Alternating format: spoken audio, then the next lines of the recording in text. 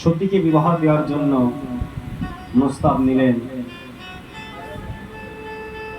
সতী মনে মনে ছোটবেলা থেকে সতী বাবা ভোলানাথের সাধন ভোজন করেন এবং সাধু মুখে শিব কথা শ্রবণ করেন। নিজে শক্তিরূপা সতীকে, প্রথম সতীর জন্ম, আদ্যাশক্তি মহামায়ার প্রথম জন্মই সতী। এইবার সতী ছোটবেলা থেকেই শিব ভক্ত এবং সাধু সন্ন্যাসীদেরকে অনেক আদর করেন, ভালোবাসেন, সৎসঙ্গ ভালোবাসেন। এই করতে করতে সতী যৌবন অবস্থা প্রাপ্ত করল। ঠিক সেই সময় দক্ষ রাজা বলছেন সতীকে, সতী,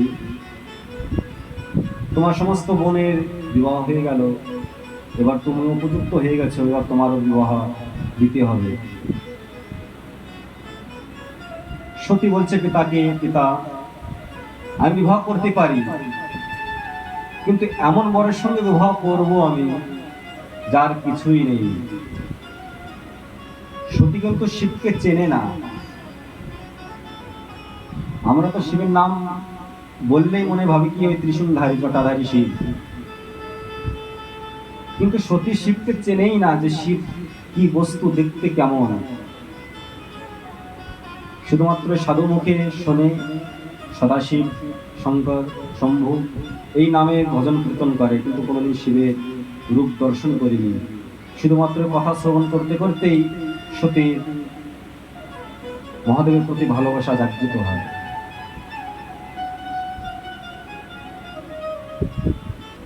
যখনই দক্ষ প্রজাপতি বললেন, সতী, এমন বরের সঙ্গে তুমি বিবাহ করবে যে যার ঘর বাড়ি কিছুই নেই, এমন বর পাবো কোথায়?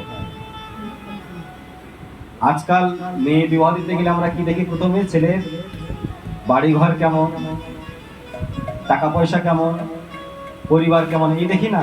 কিন্তু এখানে তার একদম উল্টো বর্ণনা হচ্ছে।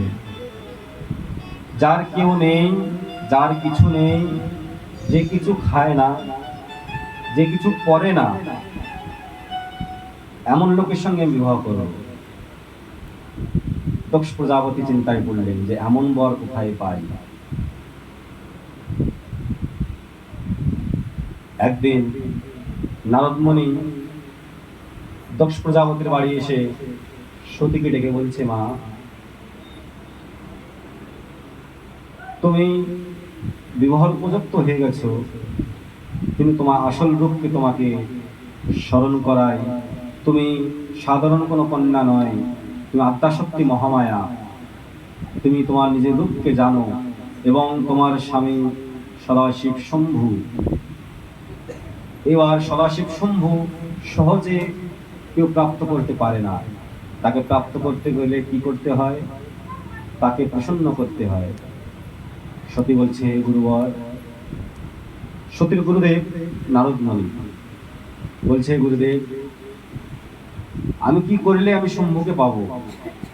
বলছে, তুমি সাধনা করো, শিব নাম জপ করো, তুমি দেখবে অবশ্যই শিবকে পাবে। এই কথা শুনে সতী কি করলো? হিমালয় পর্বতের উপরে গিয়ে